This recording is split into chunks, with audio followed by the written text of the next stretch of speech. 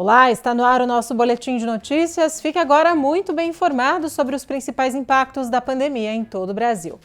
Nós começamos hoje falando de vacinas. O lote com 3 milhões de doses da vacina da Janssen contra a Covid-19, que estava previsto para chegar ao Brasil nesta terça-feira, deve desembarcar por aqui somente mais para o fim da semana.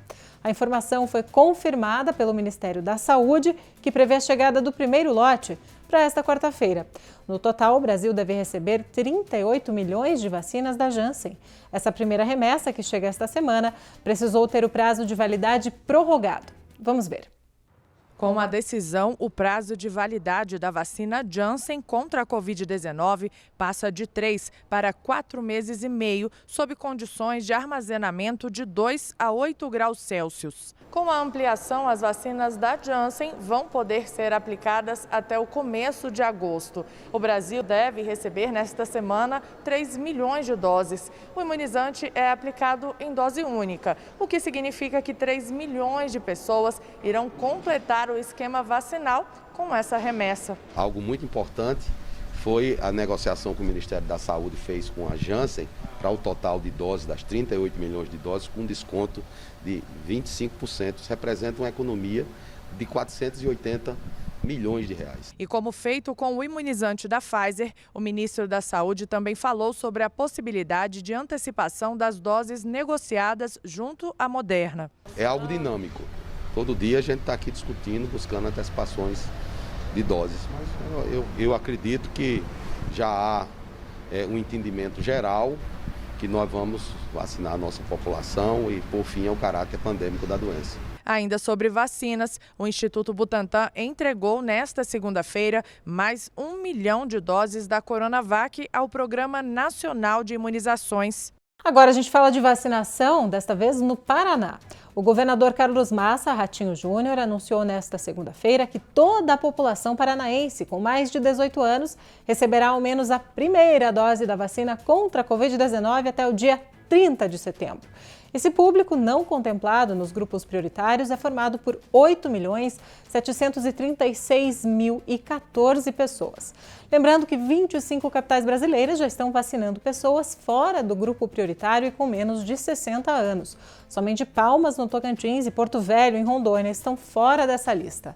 No Paraná, 30% da população já recebeu a primeira dose da vacina e 12% já completou o ciclo de imunização.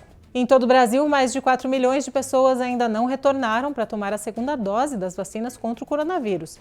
Mas médicos e infectologistas alertam e continuam a insistir. A eficácia total dos imunizantes só é alcançada depois da dose de reforço. Vamos ver. Em São Paulo, as buscas por quem não tomou a segunda dose da vacina contra o coronavírus foram intensificadas. Em uma das frentes, profissionais da saúde ligam diretamente para essas pessoas. Nós estamos ligando aqui do posto para ver alguns pacientes que tomaram a vacina e está constando ainda no sistema que não tomou a segunda dose. A senhora já tomou a segunda dose da vacina? Não.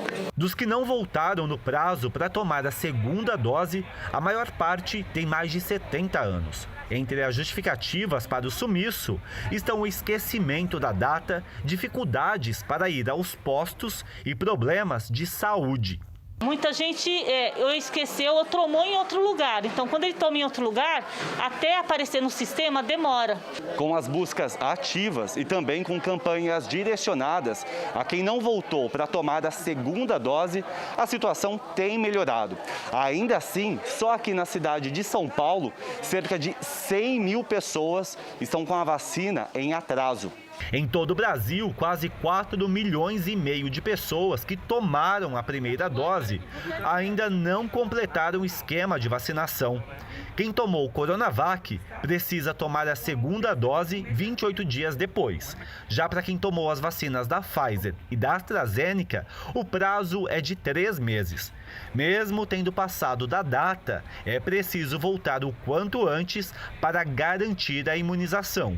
Essa segunda dose, ela vem para representar, em termos de proteção para o indivíduo, uma potência maior do que a primeira dose. A gente costuma estimar isso em 2 a 5 vezes mais potência do que a primeira dose. E a segunda dose, ela faz com que essa proteção se prolongue. Márcia, que é gestante, veio tomar a primeira dose e quando chegar a hora, vai voltar para cumprir o ciclo. Vou deixar marcado na calendário, meu marido ali também sempre me lembra. A gente segue falando de vacinação, só que dessa vez contra a gripe. A procura pela imunização anda baixa em todo o Brasil. Para tentar ampliar o número de vacinados, no Piauí, a campanha chegou a ser estendida para outros grupos prioritários. E mesmo assim, a Fundação Municipal de Saúde alerta para a baixa procura pelas vacinas. A campanha de vacinação contra a gripe na capital teve início no dia 19 de abril. A vacina protege contra os 3 tipos de vírus mais comuns no país: o influenza H1N1, o influenza H3N2 e o influenza do tipo B. Nas unidades básicas de saúde, a população avalia a importância da vacina. Desde que eu comecei a me vacinar, é muito difícil ter alguma gripe. E então eu acho que é eficaz essa vacina para a gripe, porque ajuda muita gente, principalmente nós que somos idosos. Com a circulação de vírus, você evitar mais um, que é gripe, é muito importante.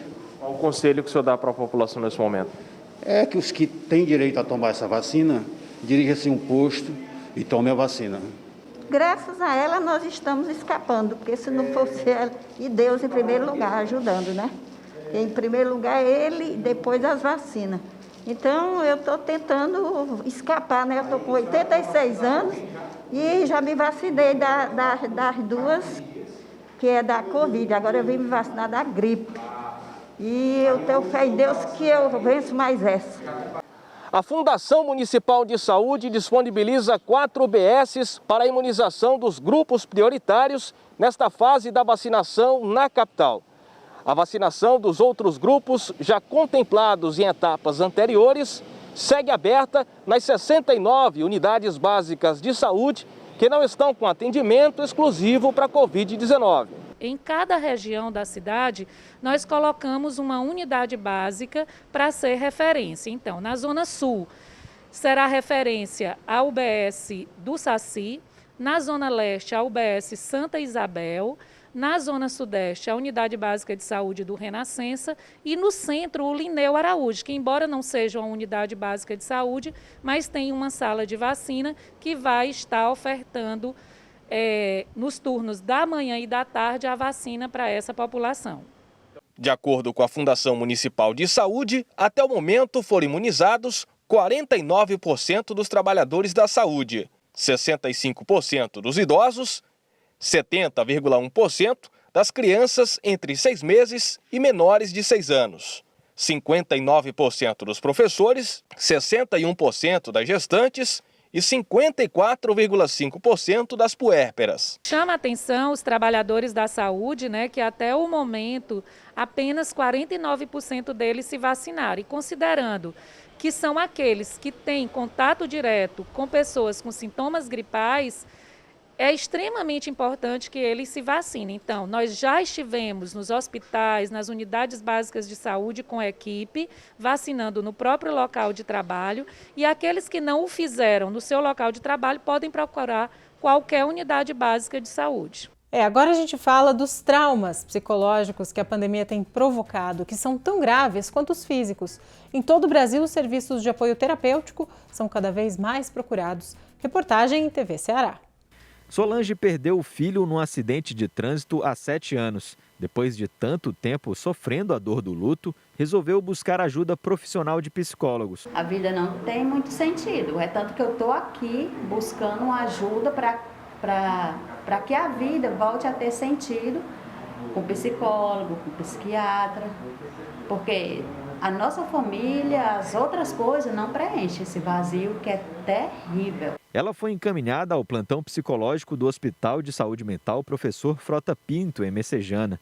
O serviço foi iniciado ainda em 2020 e com o início da pandemia em março, o plantão dobrou o número de atendimentos. O vírus da Covid-19 foi responsável pela quebra da rotina da maioria das pessoas que precisaram adotar o distanciamento social e começaram a morar no trabalho com o tal do home office. A falta de convivência entre as pessoas e principalmente a perda de entes queridos aumentaram a sensação de ansiedade, depressão e outros transtornos mentais. A doença ainda tem uma particularidade muito cruel. Por conta da transmissão do vírus, os protocolos de segurança sanitária impedem que familiares realizem enterros e funerais de forma tradicional. São 2 etapas essenciais no processo de superação do luto. Mediante as circunstâncias em que não há um momento de despedida, um momento de choro, um momento de alento, né? Não há todo esse suporte, a pessoa não consegue elaborar normalmente. E aí pode, dependendo da sua história de vida, causar sérios danos emocionais e psicológicos. Apesar dos tabus que rondam sobre quem costuma buscar ajuda profissional em momentos difíceis como esse, os plantonistas relatam um aumento da demanda entre homens e crianças durante a pandemia. Dificuldades para dormir, se alimentar ou mesmo cumprir tarefas básicas como levantar da cama podem se tornar missão difícil para quem está em sofrimento. A grande situação que a gente tem que ter é diferenciar o que seria um luto normal de um luto patológico. Muitas vezes a gente avalia o tempo que esses sintomas estão durando, mas mais importante do que isso é identificar o perfil desses sintomas e a gravidade. Durante a consulta, que pode ser feita de segunda a sexta-feira, a estratégia utilizada pelos plantonistas é a de ouvir o desabafo como forma de aliviar o sofrimento. Separar um tempo para o lazer também é importante. Cuidar da saúde mental é imprescindível nesse momento, né? Nós precisamos ter lazer, nós precisamos tirar um momento para nós. O interessante, o ideal, é que as pessoas cuidem de forma preventiva, né? Para evitar essa situação emergente. E o nosso boletim de notícias fica por aqui. Lembrando que você segue, é claro, muito bem informado ao longo da nossa programação. Por isso, não saia daí, fique com a gente, é claro. Se possível, fique em casa.